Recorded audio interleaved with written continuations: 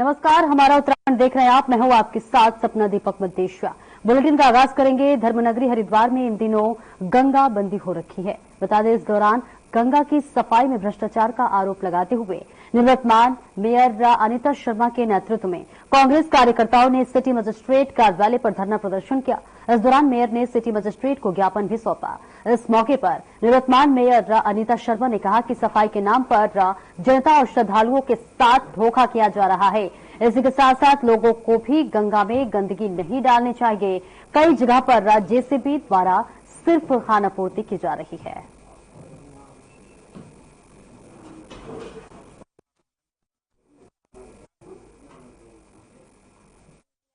गंगा मैया है यहाँ पे, राजघाट, सती घाट, शीतला माता, पवित्र स्थान है ये सब। और यहाँ गंगा जी में इतने कपड़े हैं, आप देख ही रहे हो, आप तो रोज ही देख रहे हो यहाँ पे जिस तरह से ये गंगा जी में कपड़े हैं। पहले तो मैं जनता से भी अपील करूंगी कि कोई गंगा जी में पन्नी तक न डाले, क्योंकि गंगा हमारी सबकी माँ है, उन्हीं की बदौलत हमारी सबकी रोजी रोटी भी चल रही है। तो मैं कहूंगी कि साफ रहनी चाहिए गंगा जी। और आप देख रहे हो कि लाखों करोड़ों आदमी यहाँ पे आता भी है गंगा स्नान के लिए, सबकी आस्था जुड़ी भी है गंगा जी से। तो जल्द से जल्द हमारी गंगा माँ को साफ रखना चाहिए। और मैंने इसलिए इनको सिटी मजिस्ट्रेट को ज्ञापन भी दिया है। देखो, ये तो हम बचपन से ही देखते आ रहे हैं कि जो है पूरे शहर में यही हल्ला रहता है कि भाई जो है खनन हो रहा है और जो है लोगों की अब अधिकारियों की चांदी होगी, है ना, अधिकारियों की, मंत्रियों की, नेताओं की। और वास्तविक दृश्य जो है उल्टा होता है। आज गंगा जी की सफाई के नाम पे हम लगभग 15-20 दिन से हमारा सफाई अभियान चल रहा है। और जैसे शहर में चलता था तो इस बार मैंने कहा कि गंगा जी के किनारे या घाट पे चलाएं हम। तो 15-20 दिन से चल रहा है। गंगा बंदी तो अभी जो है हुई है दशहरे से ही। तो लेकिन हम देख रहे हैं कि जो है मतलब गंगा जी की सफाई नहीं हो रही। और 24वें राज्य स्थापना दिवस की महोत्सव के रूप में एक सप्ताह तक मनाया जाएगा। इसके तहत हरिद्वार में हर की पौड़ी समेत दूसरे गंगा घाटी पर गंगा दीपोत्सव कार्यक्रम का आयोजन भी किया जाएगा।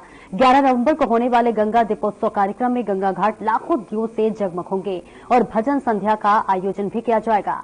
कमिश्नर गढ़वाल विनय शंकर पांडे और आईजी गढ़वाल के नए एस नगन्यपाल ने जो है हरिद्वार पहुंचकर जिला प्रशासन और गंगा सभा के साथ मीटिंग कर कार्यक्रम की रूपरेखा पर चर्चा की। गढ़वाल कमिश्नर विनय शंकर पांडे ने कहा कि कार्यक्रम को भव्य और अभूतपूर्व बनाने के लिए अधिकारियों के साथ चर्चा की गई है।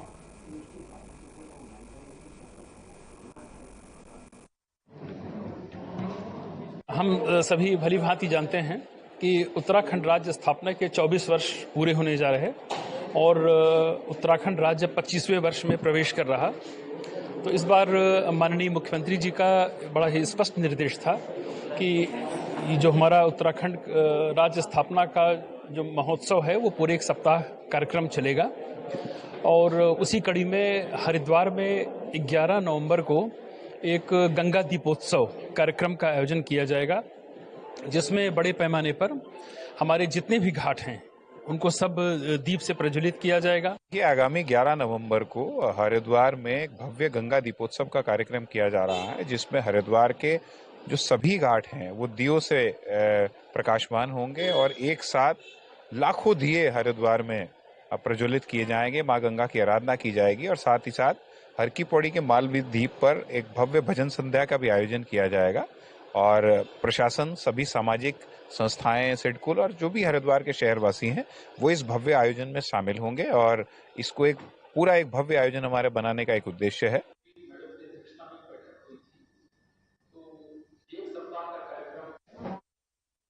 हरिद्वार जिले के रोशनाबाद स्थित आपदा प्रबंधन हॉल में बैठकर आयोजित हुई, जहां पर इस दौरान सामाजिक न्याय और अधिकारिता मंत्रालय की सेंट्रल मॉनिटरिंग कमेटी के सदस्य भगवत प्रसाद मकवाना ने मैनुअल स्कैवेंजर्स एक्ट पर चर्चा करते हुए विभागीय अधिकारियों को निर्देश दिए कि वे इस एक्ट का पूरा अध्ययन कर पात्र व्यक्तियों को मिलने वाले सरकारी लाभ तुरंत पहुंचाएं।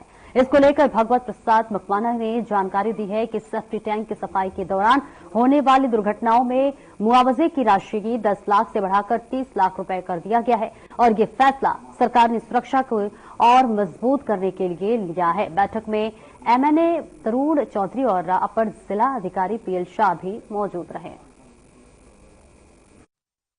इस समय में जो मैनुअल स्कैवेंजर एक्ट का सुप्रीम कोर्ट ने 20 अक्टूबर 2023 को आदेश दिए हैं पूरे देश के लिए कि जो मैनुअली सफाई का काम करते हैं, ऐसे लोगों का चयन किया जाए। भारत सरकार, केंद्र की मोदी सरकार उनको एक मुश्त 40,000 रुपये अनुदान देगी, ट्रेनिंग कराएगी और 50 लाख तक के ऋण देकर स्वरोजगार के अवसर देगी। उनके शिक्षित बच्चों के लिए 10 लाख तक का ऋण जो है भारत में हायर एजुकेशन के लिए, और भारत से बाहर भी 20 लाख तक का ऋण जो है दिए जाने का मोदी सरकार सराहनीय कार्य कर रही है। शहरी विकास शौचालय को तोड़वा के तुरंत बनवाएगा। ग्रामीण क्षेत्र का मामला। और खबर मसूरी से है, जहां जिलाधिकारी सविन पंसोल ने मसूरी पहुंचकर संबंधित विभागों के अधिकारियों को शहर की व्यवस्थाओं दुरुस्त करने के आदेश दिए।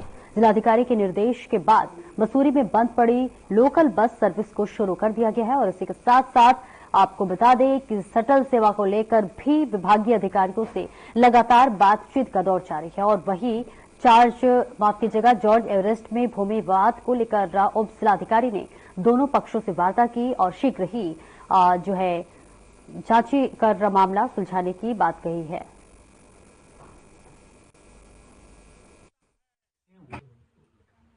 यहाँ पे काफी जेन्युइन है। लोगों का ऐसा कहना है कि इनको कहीं ना कहीं रास्ते से अपने घर में जाने में दिक्कत हो रही है, तो इसी संबंध में इनकी समस्याओं को सुना गया है और इस पे एक प्रॉपर जांच करा करके देखेंगे कि इनको इस प्रकार की असुविधा ना हो।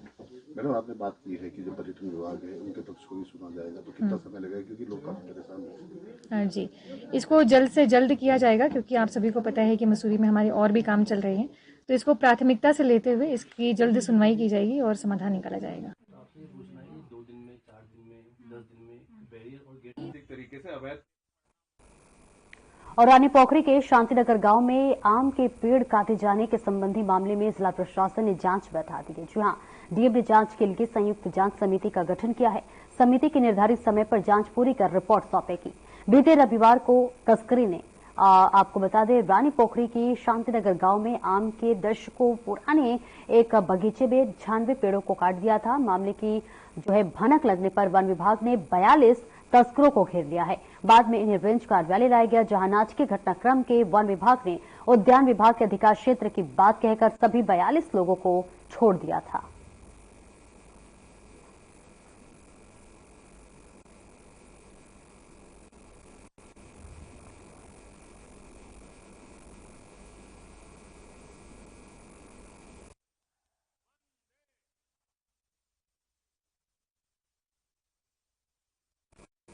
हरिद्वार जिले के बहादुराबाद थाना क्षेत्र में पुलिस और बदमाशों के बीच मुठभेड़ हो गई। इस दौरान पुलिस की जवाबी फायरिंग में एक बदमाश घायल हो गया। पुलिस की गोली बदमाश के पैर में लगी है, जिसके बाद उसे तुरंत गिरफ्तार कर लिया गया। और इसी के साथ साथ बता दें कि 3 अन्य आरोपी मौका पाकर फरार हो गए। घटना की जानकारी मिलते ही एसएसपी प्रमेंद्र सिंह डोभाल जिला अस्पताल पहुंचे और स्थिति का जायजा लिया। और मामले को लेकर बताते चले कि पुलिस ने बताया है कि ये बदमाश रुड़की के नगला इमरती इलाके में एक खनन कारोबारी पर हमला करने की योजना बना रहे थे। तो इसी के साथ साथ वही एसएसपी डोभाल ने बताया है कि फरार आरोपियों की गिरफ्तारी के लिए क्षेत्र में सघन तलाशी अभियान चलाया जा रहा है और जल्द ही उन्हें पकड़ लिया जाएगा।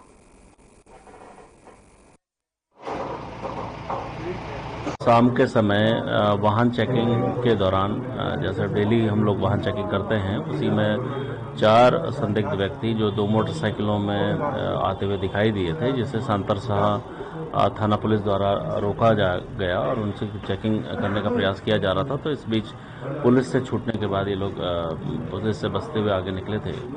इस बीच जो है रुड़की थाने की भी फोर्स को और सेंटर से सभी जगह बताया गया, इनकी कॉम्बिंग जब की गई तो कोर कॉलेज के पास में ये एक साइड रास्ते में इनके साथ पुलिस के साथ मुठभेड़ में एक व्यक्ति घायल हुआ है, जिसका नाम नीतीश है। उसको यहाँ पर लाया भी गया है और 3 लोग इसमें और थे जो अभी फरार हैं, उनकी कॉम्बिंग अभी और वही हरिद्वार जिलाधिकारी कविंद्र सिंह ने राजकीय उच्च माध्यमिक प्राथमिक विद्यालय जगदीपुर में एक औचक निरीक्षण किया और इस दौरान उन्होंने परीक्षा के दौरान एक कथा में प्रश्न पत्र समय से वितरित न होने पर नाराजगी जताते हुए छात्रों को अतिरिक्त समय देने के निर्देश दिए। वहीं आपको बता दें, जिलाधिकारी के दौरे के दौरान स्कूल परिसर में स्थित आंगनबाड़ी केंद्र में पंजीकृत 25 में से 2 बच्चे उपस्थित पाए गए, जिस पर राज्य जिलाधिकारी ने कड़ी फटकार लगाई है और इसी के साथ साथ 100% उपस्थिति के लिए अभिभावकों को जागरूक करने के निर्देश भी दिए हैं।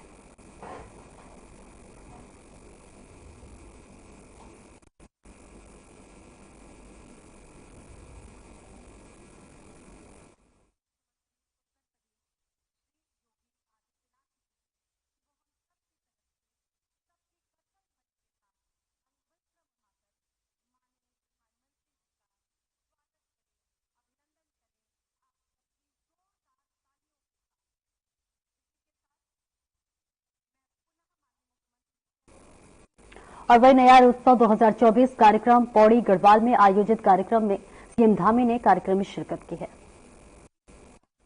प्रदान करें। स्वागत के क्रम में मैं अनुरोध करती हूँ माननीय मंत्री नगर विमानन भारत सरकार श्री के राम मोहन नायडू जी से कि वो शॉल उड़ाकर माननीय प्रधानमंत्री जी का हम सब की तरफ से हमारी करतल ध्वनि के इस उद्घोष और जयघोष के साथ स्वागत करिए, अभिनंदन करिए। बहुत जोरदार तालियों के साथ एक बार हम सब भी माननीय प्रधानमंत्री जी का स्वागत करते हैं, अभिनंदन करते हैं, वंदन करते हैं। सभी को सादर आपका स्थान ग्रहण करने का अनुरोध। स्वागत के ही क्रम में मैं अनुरोध करती हूँ माननीय मंत्री सरकार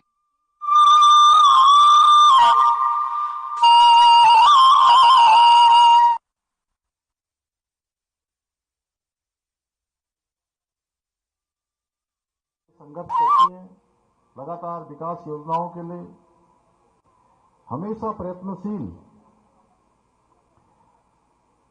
कर्मठ और जुझारू विधायक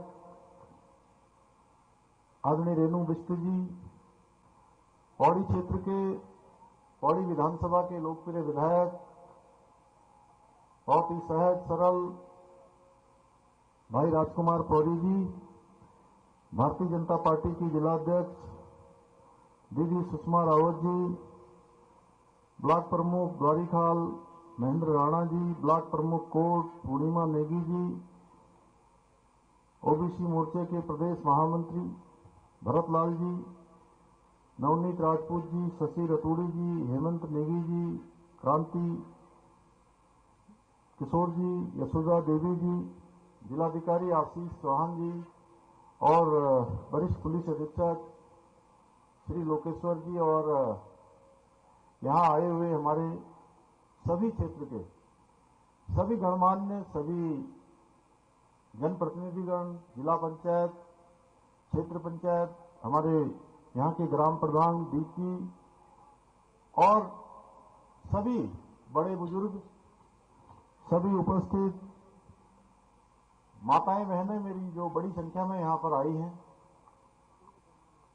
सभी मेरे नौजवान साथियों, उपस्थित पत्रकार मित्रों एवं छायाकार बंधुओं, हमारे साहसिक खेल के क्षेत्र में हमारे उपस्थित सभी खेल प्रेमी, एंगलिंग से जुड़े हुए सभी महानुभाव और पूरे विधानसभा और आसपास के विधानसभा क्षेत्रों से आए हुए सभी हमारे परिवारजन, स्वयं सहायता समूह की सभी बहनें, विभिन्न विभागों के हमारे अधिकारीगण, कर्मचारीगण, मैं सभी का आज इस न्यार महोत्सव के उद्घाटन अवसर पर आप सभी का अपनी ओर से हार्दिक स्वागत करता हूं, आप सबका अभिनंदन करता हूं और आप सबको मैं बहुत बधाई देता हूं। और ये उत्सव वास्तव में जब भी कोई उत्सव होता है तो उत्सव ये किसी हमारे लिए सबके लिए खुशी का अवसर होता है, हर्ष और उल्लास का अवसर होता है, हमारे अंदर नई चेतना, नए उमंग का अवसर होता है। और आप सब भी मैं देख रहा हूं दूर दूर से आज उत्सव में भाग लेने आए हैं। मैं इस अवसर पर गंगा मैया और न्यार नदी के संगम की इस पावन भूमि पर महर्षि व्यास की पवित्र तपस्थली को अपना मैं सौभाग्य मानता हूं कि मुझे इस पवित्र भूमि पर आकर आज यहाँ पूजा अर्चन करने का और आप सबके दर्शन करने का सौभाग्य प्राप्त हुआ। मैं इस भूमि को भी दोनों हाथ जोड़कर प्रणाम करता हूं। भाइयों बहनों, आप सबके बीच में आकर मुझे अत्यंत हर्ष का अनुभव हो रहा है, क्योंकि आज हम एक ऐसे महोत्सव का शुभारंभ करने जा रहे हैं जो न केवल इस क्षेत्र को पर्यटन की दृष्टि से आगे एक विकास और विस्तार दोनों देने का काम करेगा, यहां का पर्यटन बढ़ेगा, बल्कि यहां के लोगों की जो आर्थिक प्रगति है वह भी, उसमें भी एक महत्वपूर्ण भूमिका निभाएगा। जैसा कि आपकी विधायक जी ने यहां से कहा, रेणु जी ने, कि कुछ समय पहले ये डांगोट क्षेत्र हमारा, ये पिछले क्षेत्रों में इसकी गिनती होती थी, लेकिन मैं आज मां गंगा के समक्ष, मां गंगा को साक्षी मानकर कह रहा हूं कि आने वाले समय में इस क्षेत्र को विकास के क्षेत्र में, पर्यटन के क्षेत्र में विकास के पंख लगने वाले हैं। विकास के क्षेत्र में ये क्षेत्र आगे बढ़ने वाला है।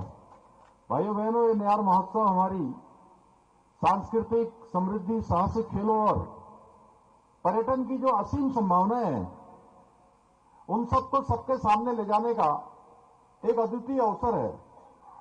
और इस प्रकार के महोत्सव से निश्चित रूप से जहां क्षेत्र की पहचान बढ़ती है, क्षेत्र में जो पर्यटन और विकास की संभावनाएं होती हैं, उन संभावनाओं को पंख लगते हैं और हर दृष्टि से क्षेत्र के आगे बढ़ने में इस प्रकार के महोत्सव का बहुत ही महत्व है।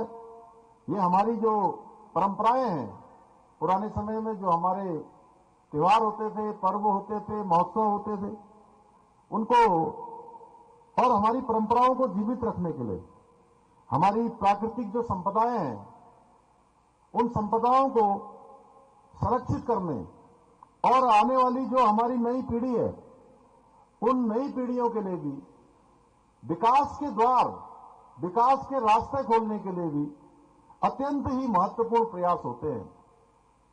हमारा प्रयास है कि इस महोत्सव के माध्यम से आने वाले वर्षों में यहां पर पर्यटकों को आकर्षित करने के अनेक रास्ते यहां पर बने। उसके साथ साथ स्थानीय संस्कृति और परंपराओं को भी संरक्षित और संवर्धित किया जाए, जो हमको प्रकृति के द्वारा प्रदत्त है। एक शानदार जो स्थान है, इस स्थान का भी संरक्षण हो। भाइयों बहनों, हमारा राज्य पर्यटन की दृष्टि से अत्यंत ही महत्वपूर्ण राज्य है और हमारे पौड़ी जनपद में तो पर्यटन की अपार संभावनाएं हैं। जब कहीं भी मैं बाहर जाता हूं देश में, तो लोग मुझे पूछते हैं कि आपके यहां पर्यटन के कौन कौन से स्थान प्रमुख स्थल हैं, कौन से डेस्टिनेशन हैं जहां पर पर्यटन के लिए आया जा सकता है। मैंने कहा, आप सब जानते हैं, आपने कुछ नाम जरूर हमारे यहां सुने होंगे। लोग देहरादून की बात करते हैं, ऋषिकेश की बात करते हैं, मसूरी की बात करते हैं, नैनीताल की बात करते हैं, हरिद्वार की बात करते हैं, औली की बात करते हैं, या मुक्तेश्वर की बात करते हैं, रामनगर की बात करते हैं, मुंशियारी की बात करते हैं। मैं उनसे कहता हूं कि आप अभी कुछ ही स्थानों की बात कर रहे हैं, और मैं अपने राज्य की बात करूं तो हमारे राज्य में हर एक स्थान एक नया डेस्टिनेशन है। जहां भी आपकी नजर जाएगी वहीं एक नया डेस्टिनेशन दिखाई देगा। आज ये डांगोट क्षेत्र में, ये बिचला क्षेत्र में, बिचला कह रही ना, बीच वाला क्षेत्र, तो बिचला क्षेत्र भी जो है हमारा एक नया डेस्टिनेशन है। मैं बधाई देना चाहता हूं विधायक जी को, हमारे जिला प्रशासन के लोगों को और आप सब लोगों को कि यहां पर एक शानदार महोत्सव हो रहा है, और इस महोत्सव के बाद ये तय मानिए यह भी हमारे राज्य का एक नया डेस्टिनेशन देश दुनिया के सामने होगा। हमारा प्रयास है कि इस महोत्सव के माध्यम से पर्यटक यहां आए, हमारी स्थानीय संस्कृति, हमारी परंपराएं वह भी आगे बढ़े। भाइयों बहनों, आज हम इन सभी संभावनाओं को पर्यटन के मानचित्र में लाने के लिए, उनको उजागर करने के लिए ही ऐसे 3 दिवसीय न्यार महोत्सव का आयोजन यहां पर किया जा रहा है। हम सभी जानते हैं कि हमारे राज्य के अंदर साहसिक पर्यटन के क्षेत्र में भी अनेक संभावनाएं हैं और साहसिक पर्यटन का केंद्र बिंदु हमारा राज्य है। और इस प्रकार के महोत्सव से जो हमारे साहसिक पर्यटन के खेल हैं, उन खेलों को भी बढ़ावा मिलने वाला है। यहां पर राफ्टिंग हो रही है, मैं देख रहा हूं। पहले राफ्टिंग केवल एक स्थान पर होती थी, 2 स्थान पर होती थी। आज राफ्टिंग के भी नए डेस्टिनेशन खुल रहे हैं। राफ्टिंग करने वाले आएंगे तो निश्चित रूप से इस क्षेत्र में व्यापार भी बढ़ेगा, लोगों की आर्थिकी भी बढ़ेगा, उनका काम भी बढ़ेगा। आने वाले समय में पर्यटक यहां आएंगे तो नए होम स्टे खुलेंगे। हमारी बहनें स्वयं सहायता समूह की जो आज एक से एक अच्छा उत्पाद बना रही है। जब मैं वहां से निकल रहा था, मैं, धन सिंह जी, विधायक जी, हमारे सभी लोग, तो इतना अच्छा वो तिल की चटनी बना के लाई है, घर से दाल की पकौड़ी बना के लाई है। उसको देखते ही मुंह में पानी आ जाता है। और इनके जो ये उत्पाद हैं, ये व्यंजन हैं, इनको भी पूरी देश दुनिया के अंदर पहचान मिलेगी। भाइयों बहनों, हम सभी जानते हैं कि हमारे यहां पर अपार संभावनाएं हैं और हमारी सरकार का भी प्रयास है कि जितनी भी संभावनाएं हैं, चाहे वो साहसिक खेलों के क्षेत्र में हो, चाहे वो इको टूरिज्म के क्षेत्र में हो, या हमारी बहनों को, हमारी मातृशक्ति को, उनको अनेक अवसर देने के हों, हम इसको हर संभावनाओं को खोजते हुए इन सभी को एक प्रमुख केंद्र के रूप में विकसित करना चाहते हैं। न्यार महोत्सव के दौरान आयोजित होने वाली यहां पर एंगलिंग, राफ्टिंग, कैंपिंग, ट्रैकिंग और साइकिलिंग जैसी जो साहसिक गतिविधियां हैं, वो हमारे साहसिक खेल के प्रेमियों को एक बड़ा मंच प्रदान करेगी और आने वाले समय में देश विदेश के पर्यटकों को भी इस क्षेत्र में आकर्षित करेगी। आज भी मैं देख रहा हूं ऋषिकेश के हमारे पूज्य स्वामी जी यहां पर आए हुए हैं। कौन सी स्वर्ग आश्रम? वर्णी आश्रम के स्वामी जी ने आज मुझे भी अपना आशीर्वाद प्रदान किया, मंत्री जी को, विधायक जी को, सभी को आशीर्वाद भी दिया। और आपके साथ एक बड़ा दल भी आया है। जरा सभी दल के लोगों को खड़ा कर दीजिए। एक बार हमारे विदेशों के तमाम लोग यहां पर आए हुए हैं।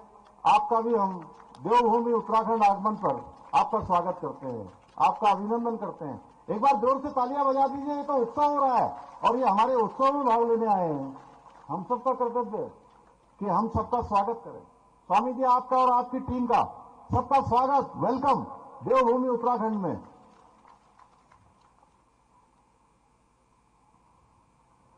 यही नहीं, यहां इस प्रकार के हमारे पर्यटक आएंगे एंगलिंग के माध्यम से भी इस क्षेत्र में, जिसकी अपार संभावनाएं है। मैं देख रहा था देहरादून से श्री पंत जी और उनकी पूरी टीम आई हुई है। कोई लहसीडोल से आया हुआ है, कोई मारचूला से आया है, कोई अल्मोड़ा से आया है, अनेक क्षेत्रों से आए हैं। तमाम लोग मुझे मिले हैं यहाँ पर। ये हमारे न केवल पर्यटन को। और आप सुन रहे थे मुख्यमंत्री पुष्कर सिंह धामी को। फिलहाल इस बुलेटिन में इतना ही। दीजिए इजाजत, नमस्कार।